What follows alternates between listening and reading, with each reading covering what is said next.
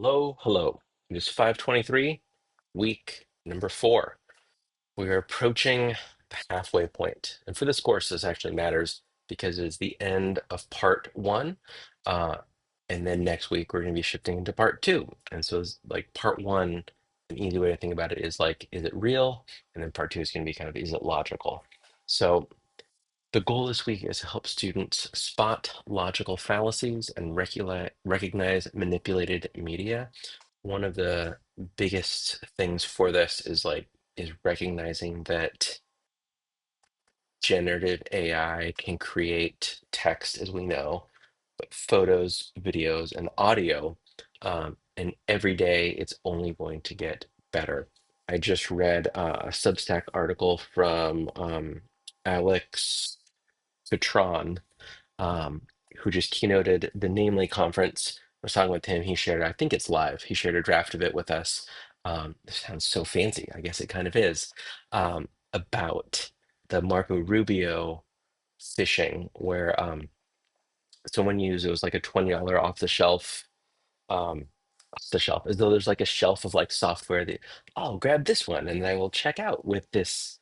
Here is my software off the shelf.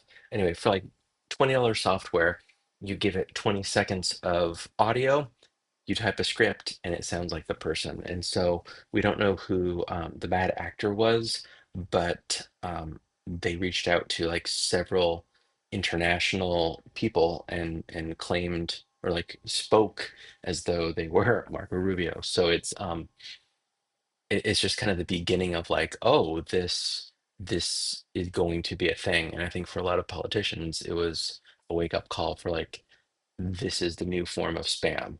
You know, you're used to getting those emails, the phishing emails. Um, in the technology and business office, we pretty regularly get stuff from people claiming to be, someone higher up than us saying, please wire transfer this and that. And I think we're used to that. And know what to look for that. You're like, I normally don't get emails that say wire transfer to this account. I don't know. Um, but voice is going to be different, particularly when it's very quickly going to get to the point. And I don't know if this is days or years, but like certainly like in our teaching careers, where you'll be able to add a student or a family member's audio.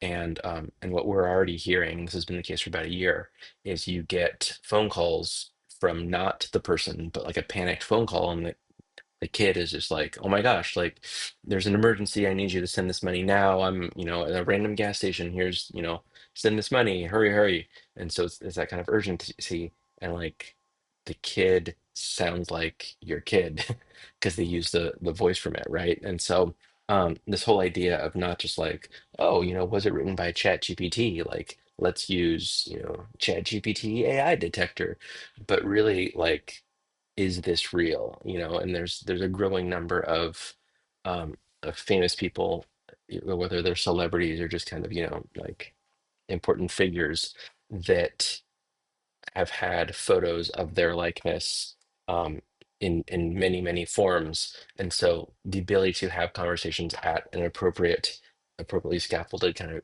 grade level conversation with students is only going to become more and more and more important.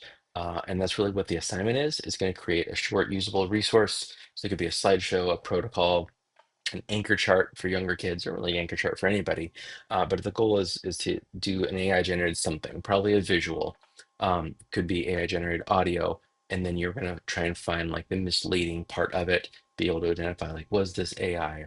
And so I was actually just chatting with one of you right before I was gonna make this video about like, how do we do this with third grade? And so I think for, like upper high school, like it feels like a very simple jump to be like, yeah, let's have that conversation.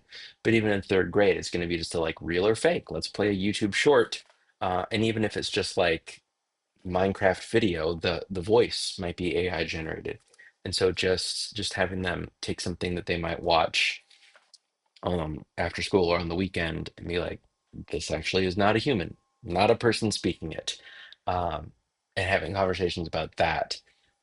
One of the old school ones before generative AI was a thing was the tree octopus. If you don't know what this is, just Google the tree octopus website.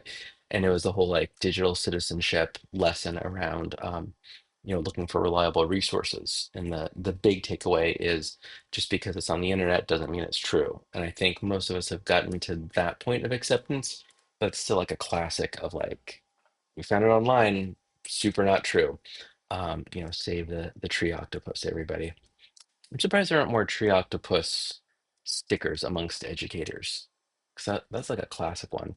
I mean, it could be like a checklist or a discussion routine around kind of spotting red flags. Another great one for kind of younger ages is even just simple of like green, yellow, red for like I've seen this and I've done this with third grade classes around like safe websites.